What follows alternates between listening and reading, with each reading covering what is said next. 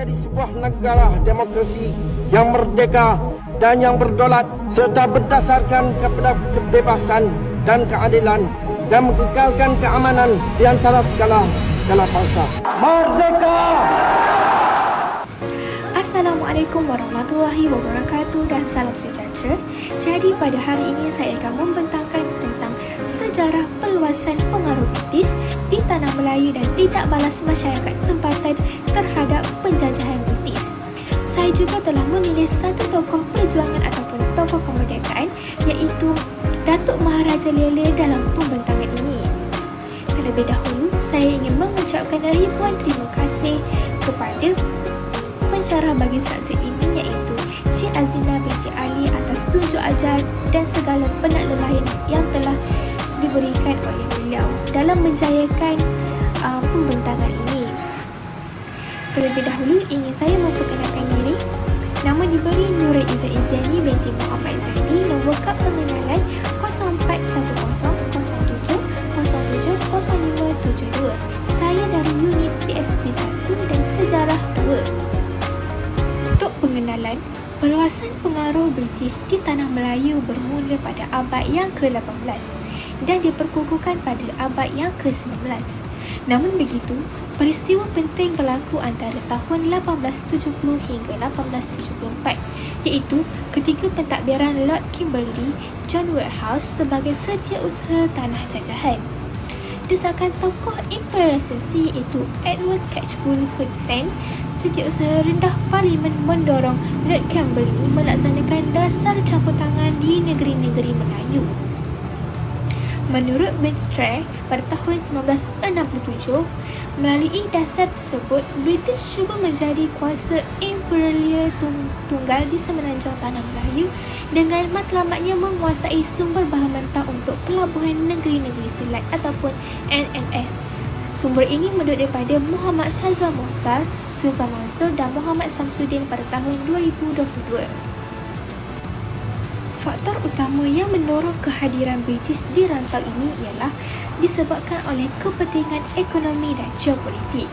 British melihat tanah Melayu sebagai lokasi strategik bagi perdagangan di Selat Melaka, terutamanya setelah kejatuhan Belanda dan Portugis sebagai kuasa penjajah. Tanah Melayu kaya dengan sumber ekonomi penting seperti biji timah dan getah yang sangat diperlukan untuk revolusi industri di Eropah. Pada akhir abad ke-19, permintaan global terhadap getah meningkat akibat perkembangan industri automobil yang memerlukan tayar getah, manakala biji timah diperlukan dalam pembuatan tea. Ketidakstabilan politik tempatan juga merupakan salah satu faktor perluasan pengaruh British. British sering menggunakan alasan untuk campur tangan dalam urusan politik tempatan apabila berlaku konflik antara raja-raja Melayu ataupun perebutan tahta.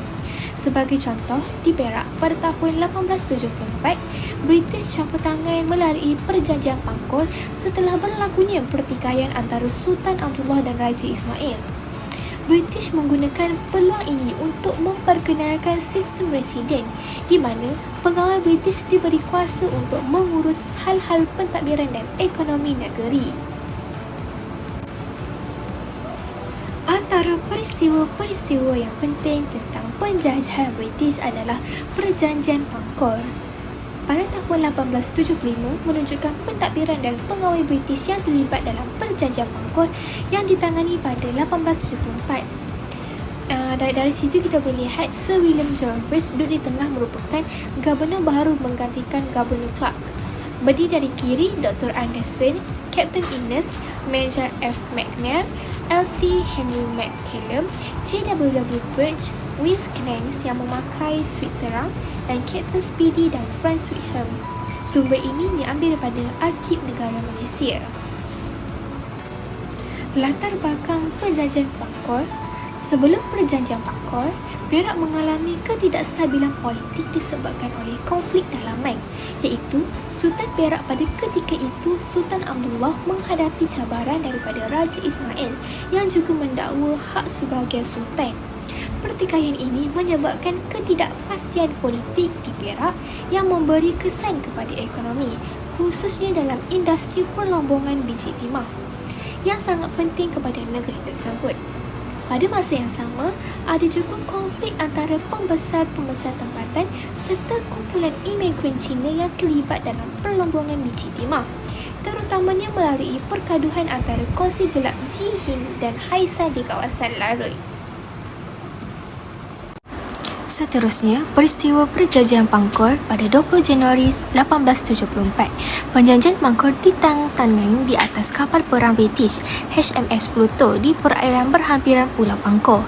Perjanjian ini melibatkan beberapa pihak utama, termasuklah yang pertama Raja Muda, iaitu diakui oleh British sebagai Sultan Perak yang sah menggantikan Sultan Ismail yang akan diturunkan. Yang kedua pula ialah British yang diwakili oleh Sir Andrew Clark, Gubernur Negeri Selat yang menjadi penggerak utama dalam perjanjian ini. Dan yang terakhir ialah Raja-Raja Melayu dan Pembesar Perak. Mereka terlibat dalam mendatangani perjanjian dan menerima campur tangan British. Isi kandungan yang terdapat dalam Perjanjian Pangkor adanya 14, tetapi di sini saya sertakan terdapat 7 perjanjian ataupun 7 isi kandungan. Yang pertama ialah Raja Muda Abdullah diiktiraf sebagai Sultan Perak. Yang kedua, Raja Bendahara Ismail pemangku Sultan dibenarkan memakai gelaran Sultan Muda dan menerima pencen serta sebuah daerah kerja yang diserahkan kepadanya. Yang ketiga, semua pembesar yang dilantik semasa pemerintahan Raja Ismail dahulu diiktiraf. Dan yang keempat, kuasa yang diberikan kepada orang kaya menteri di Larut oleh Almarhum Sultan disahkan. Yang kelima pula, semua pendapatan yang dikutip dan semua pelantikan adalah dibuat atas nama Sultan. Dan yang keenam, Sultan menerima dan menyediakan kedaman yang sesuai untuk pengawal British yang bergelar residen yang diiktiraf di istana, dan nasihatnya hendaklah diminta dan diikuti dalam semua perkara kecuali perkara yang menyatukan agama dan adat istiadat Melayu.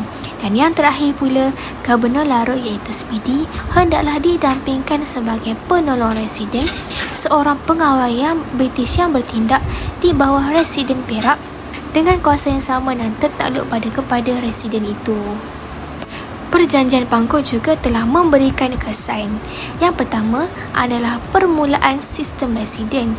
Perjanjian ini menjadi asas kepada pengenalan sistem residen di Perak dan kemudiannya diperluaskan ke negeri-negeri Melayu lain seperti Selangor, Negeri Sembilan dan Pahang. Di bawah sistem ini, kuasa Sultan dan pembesar Melayu menjadi terhad, manakala British melalui residen memainkan peranan utama dalam pentadbiran ini. Dan yang kedua, campur tangan British yang lebih luas. Selepas Perjanjian Pangkor, British menggunakan alasan kestabilan politik dan perkembangan ekonomi untuk memperluaskan pengaruh mereka ke negeri-negeri lain di Semenanjung. Ini membawa kepada penubuhan negeri-negeri Melayu bersekutu pada tahun 1895. Kesan lain ialah perubahan dalam struktur ekonomi. Sistem residen membawa kepada perubahan dalam pengurusan ekonomi Perak, khususnya dalam perlombongan biji timah dan pengutipan cukai.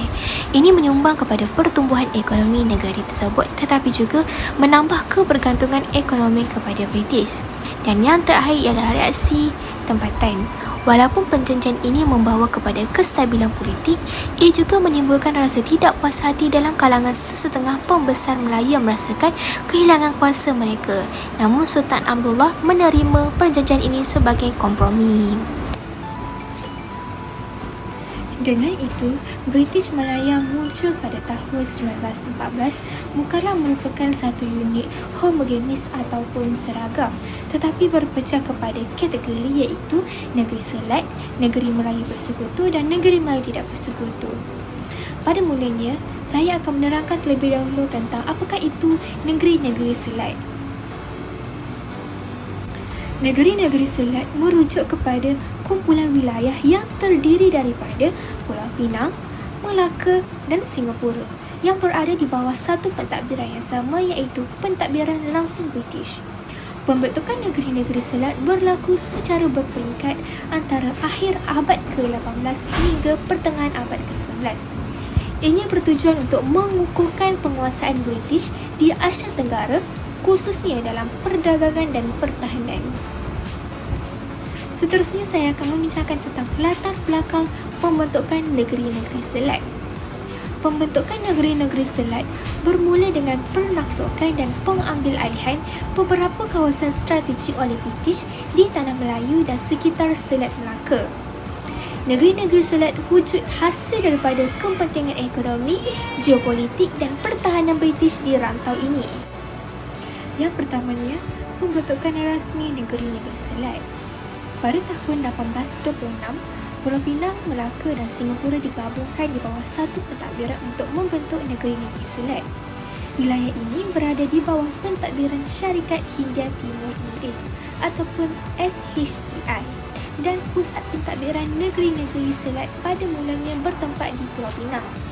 Namun, pada tahun 1832, pusat pentadbiran dipindahkan ke Singapura kerana Singapura telah berkembang dengan lebih pesat sebagai pusat perdagangan utama di rantau ini berbanding Pulau Pinang. Seterusnya, kita pergi pula kepada pentadbiran negeri-negeri Selat. Pada awalnya, negeri-negeri Selat ditadbir oleh Syarikat Hindia Timur Inggeris, tetapi selepas pembubaran syarikat itu pada tahun 1898, negeri-negeri Selat diletakkan di bawah pentadbiran langsung kerajaan British di London. Pada tahun 1867 pula, negeri-negeri Selat dinaikkan taraf menjadi tanah jajahan mahkota British, iaitu Crown Colony, yang bermaksud ianya ditadbir secara langsung oleh British dan bukan lagi di bawah syarikat SHTI. Pentadbiran negeri-negeri Selat diketuai oleh seorang gubernur yang bertanggungjawab ke atas wilayah-wilayah ini.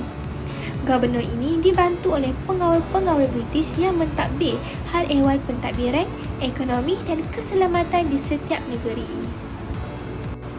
Negeri-negeri Selat memainkan peranan yang penting dan mempunyai kepentingannya yang tersendiri. Antaranya yang pertama ialah sebagai pusat perdagangan utama. Negeri-negeri Selat, terutamanya Singapura, menjadi pusat perdagangan utama di Asia Tenggara. Pedagang bebas yang diperkenalkan oleh British menarik pedagang dari pelbagai negara termasuklah China, India dan Timur Tengah untuk berniaga di Singapura. Pulau Pinang dan Melaka juga menjadi pelabuhan yang sangat penting, tetapi Singapura dengan kedudukan yang strategik menjadikan pusat yang paling dominan. Disebabkan itulah yang menjadi aspek penting dalam pembentukan negeri Selat. Seterusnya ialah pengembangan ekonomi kolonial. Negeri-negeri Selat menjadi asas kepada perkembangan ekonomi kolonial British di Tanah Melayu. Kejayaan pedagang di Singapura dan Pulau Pinang menyumbang kepada perkembangan pelabuhan dan infrastruktur lain seperti jalan raya dan landasan kereta api yang membantu meningkatkan perdagangan dan pengangkutan hasil bumi seperti getah dan biji timah ke pasaran antarabangsa. Yang ketiga pula ialah pengaruh British di Asia Tenggara. Dengan pembentukan negeri-negeri Selat, British berjaya mengekalkan pengaruh mereka di rantau ini dan mengukuhkan kawalan mereka ke atas laluan strategik di Selat Melaka. Penguasaan ini memastikan laluan perdagangan antara India dan China yang merupakan dua pasaran utama bagi British. Ini dapat menjamin daripada ancaman kuasa-kuasa kolonial lain seperti Belanda dan Perancis. Dan peranan yang terakhir ialah sebagai pembangunan infrastruktur dan penduduk. British melaksanakan pelbagai projek infrastruktur di negeri-negeri Selat untuk menyokong pertumbuhan ekonomi, termasuklah pembinaan pelabuhan, jalan raya dan sistem telekomunikasi. Kedatangan imigran dari China, India dan lain-lain juga meningkatkan kerana British menggalakkan migrasi untuk memenuhi keperluan tenaga kerja di pelabuhan dan dalam sektor perlandangan serta perlombongan. Selain daripada pembentukan negeri-negeri Selat, British juga telah menubuhkan negeri-negeri Melayu bersekutu, di mana negeri-negeri Melayu bersekutu merujuk kepada gabungan 4 negeri Melayu di semenanjung Tanah Melayu iaitu Perak, Selangor, Negeri Sembilan dan Pahang. Negeri-negeri ini diletakkan di bawah satu pentadbiran pusat yang dikawal oleh British melalui sistem Resident General.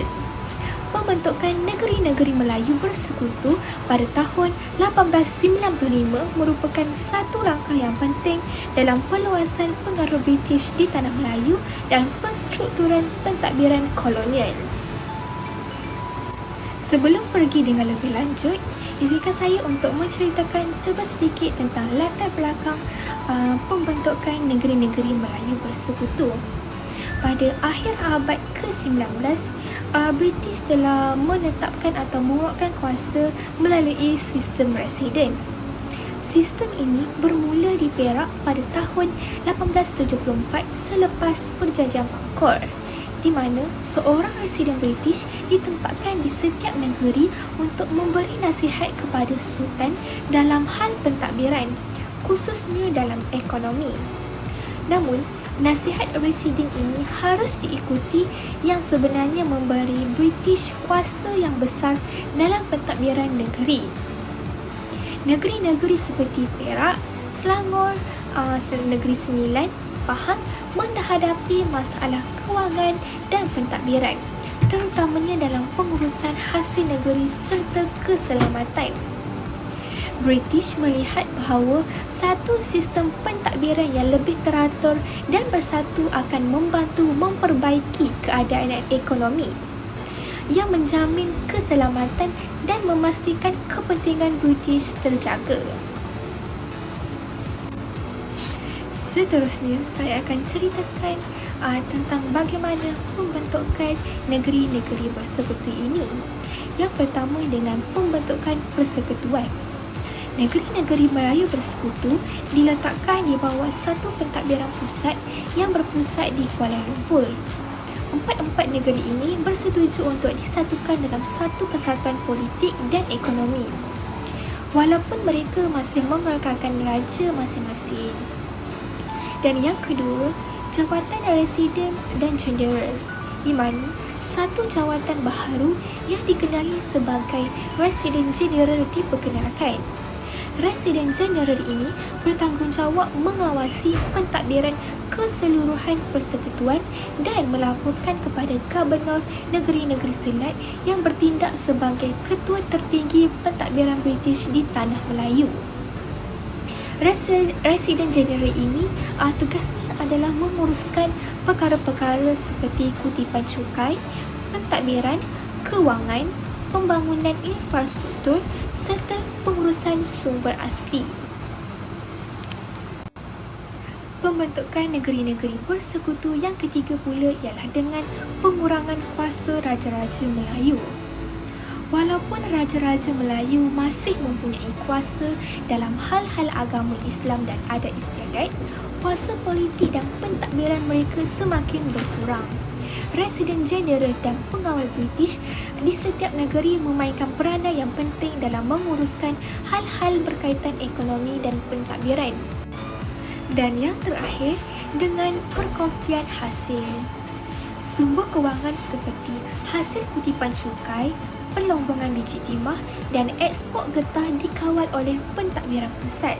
Dengan adanya persekutuan ini, pengurusan hasil menjadi lebih teratur dan diselaraskan antara negeri-negeri bersekutu. Pembentukan Negeri-Negeri Melayu Bersekutu secara rasminya dimenteraikan melalui Perjanjian Persekutuan pada tahun 1895 yang ditandatangani oleh 4 negeri Melayu iaitu Perak, Selangor, Negeri Sembilan dan Pahang. Beberapa perkara penting dalam perjanjian ini adalah termasuklah akhir sekali pengaruh British di Tanah Melayu telah menumbuhkan negeri-negeri Melayu tidak bersekutu. Jadi, negeri-negeri Melayu tidak bersekutu merujuk kepada negeri-negeri Melayu di semenanjung Tanah Melayu yang tidak menyertai persekutuan di bawah pentadbiran British seperti yang dilakukan oleh negeri-negeri Melayu bersekutu yang saya telah terangkan sebentar tadi. Negeri-negeri ini terdiri daripada Kedah, Perlis, Kelantan, Terengganu dan Johor. Yang mana negeri-negeri ini tidak berada di bawah pengawasan residen British tetapi masih mempunyai bentuk hubungan dengan British. mereka ataupun negeri-negeri ini mengekalkan autonomi yang lebih besar dalam pentadbiran dalaman berbanding negeri-negeri bersekutu. Walaupun British mempunyai pengaruh dalam dasar luar dan pentadbiran mereka.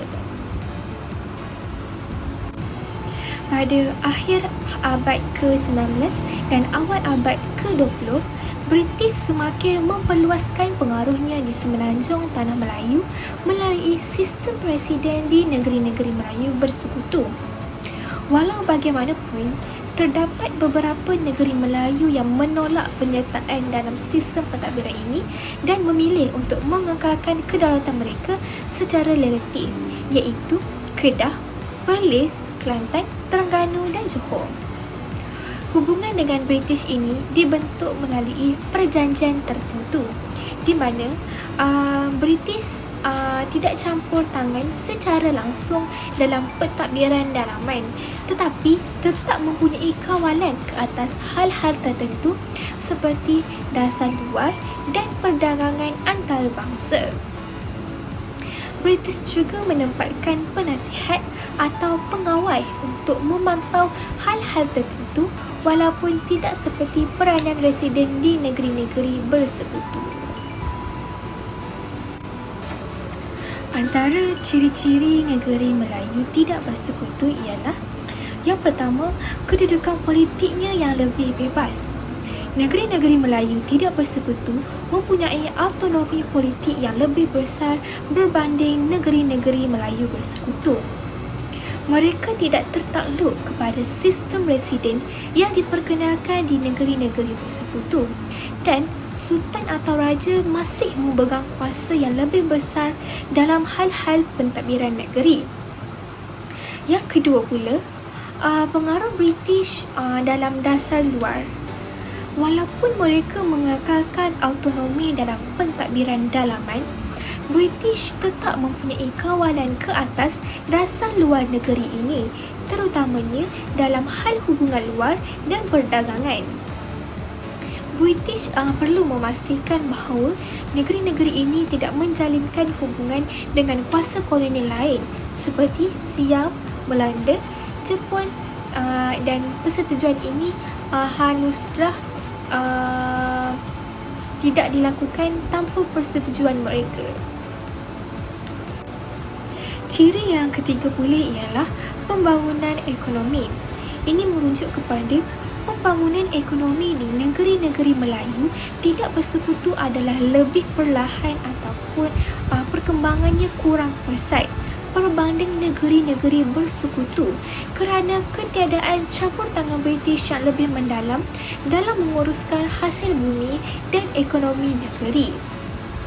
Sebagai contoh, Kedah dan Kelantan lebih bergantung kepada pertanian padi dan kelapa dan tidak mengalami pembangunan yang pesat dalam perlombongan atau perladangan seperti negeri-negeri bersekutu. Dan yang terakhir pula ialah Johor dan pengaruh Sultan Abu Bakar. Johor di bawah pemerintahan Sultan Abu Bakar iaitu pada tahun 1862 sehingga 1895 dikenali sebagai negeri yang paling progresif di kalangan negeri-negeri Melayu tidak bersekutu. Sultan Abu Bakar berusaha untuk memodernkan pentadbiran dan ekonomi Johor tanpa pengaruh British yang terlalu besar. Kedatangan British ke Tanah Melayu telah menimbulkan pelbagai reaksi masyarakat tempatan sehingga wujudnya penentangan secara terbuka apabila tindakan British membangkitkan kemarahan penduduk tempatan. Penentangan turut berlaku di Pasir Salak, Perak. Tokoh yang terlibat adalah Datuk Maharaja Lela atau nama sebenarnya ialah Pandak Lam. Seterusnya saya akan memberitahu serba sedikit tentang latar belakang Datuk Maharaja Lela. Datuk Maharaja Lela atau nama sebenarnya ialah Panglima Pandak Lam berasal daripada keluarga bangsawan di Pasir Salak, iaitu sebuah kawasan di tebing Sungai Perak yang menjadi pusat gerakan menentang British.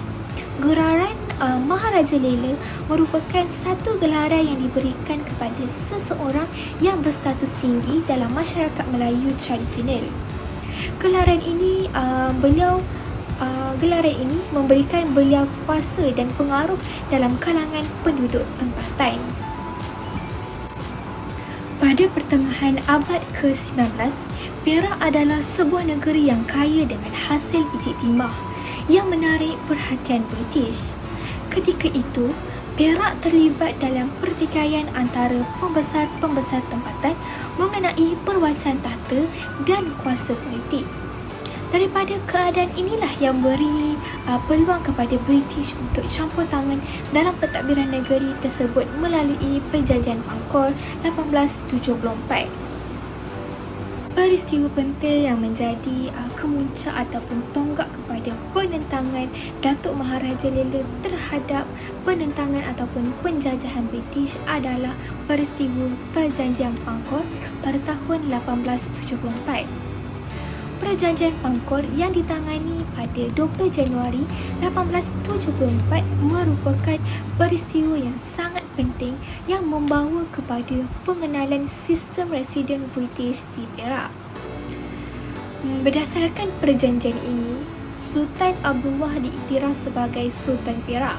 Namun, beliau perlu menerima seorang residen British, J.W.W. Birch, untuk memberi nasihat dalam hal-hal pentadbiran, terutamanya dalam urusan pentadbiran kewangan negeri. Namun, nasihat residen ini wajib diikut, yang bermaksud British haruslah menguasai sebahagian besar pentadbiran negeri Perak. Perjanjian ini seterusnya menimbulkan kemarahan dalam kalangan pembesar Melayu kerana adanya campur tangan British secara langsung dalam urusan pentadbiran negeri, termasuklah hal-hal adat dan agama. Datuk Maharaja Lela menjadi salah seorang pemimpin yang paling lantang menentang pengaruh British, terutamanya tindakan J.W.W. Birch yang dianggap tidak menghormati adat Melayu dan terlalu mendesak dalam isu pentadbiran cukai dan pemilikan tanah. Seterusnya, sebagaimana yang kita tahu, Datuk Maharaja Lela sangat-sangat menentang penjajahan J.W.W. Birch.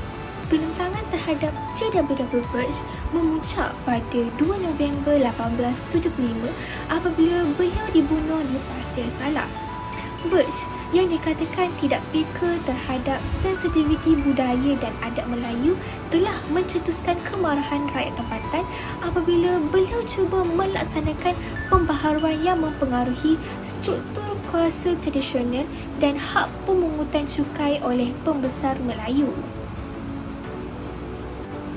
Datuk Maharaja Lela bersama beberapa pembesar Melayu lain seperti Sultan Abdullah, Ngah Ibrahim dan Datuk Sagor merancang pembunuhan Birch sebagai tindakan terakhir untuk menghalang pengaruh British daripada terus mencekam Perak.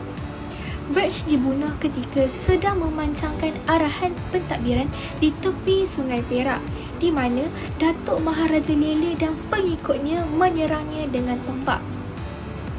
Jadi di sinilah berlakunya pembunuhan J.W.W. Birch menggunakan tombak dan J.W.W. Birch disahkan terbunuh pada peristiwa tersebut.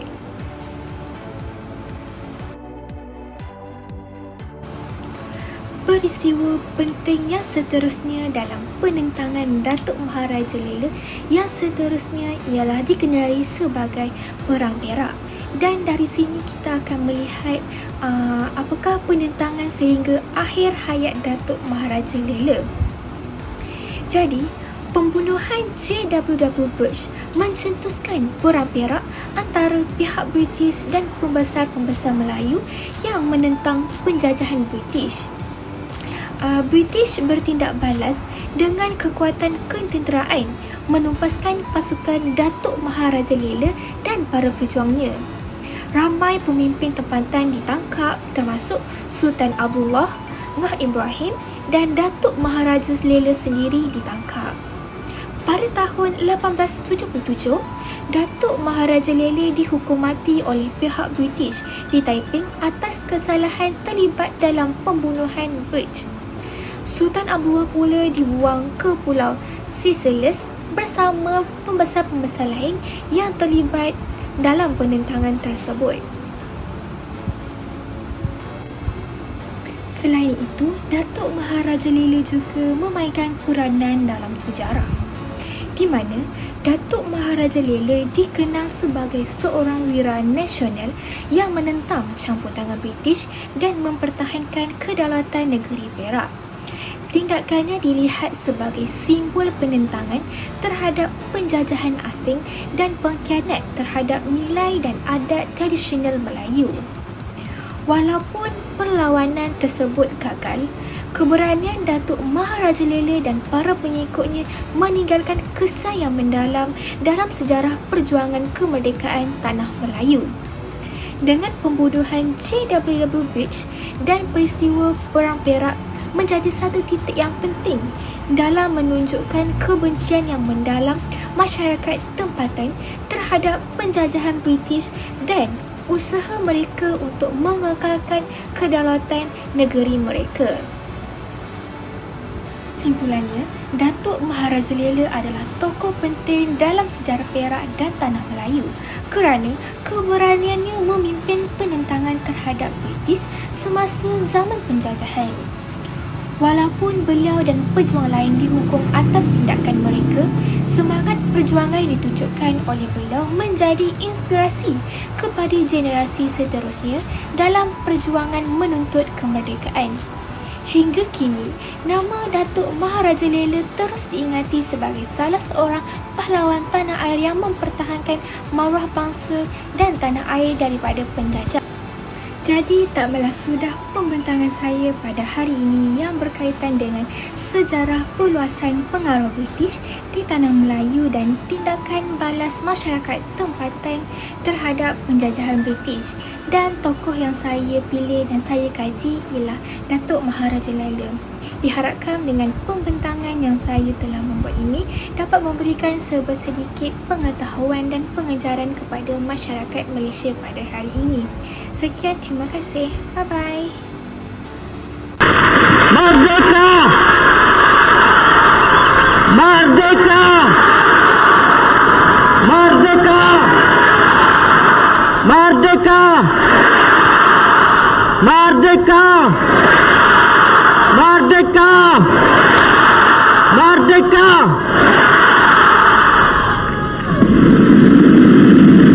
Tibalah saat yang bersejarah.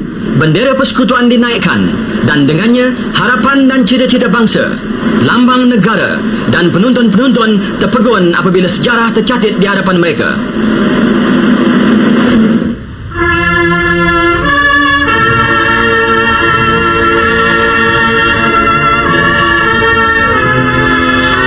Sehingga irama lagu kebangsaan, lagu negaraku dimainkan bagi kali yang pertama, menzahirkan perasaan di hati mereka.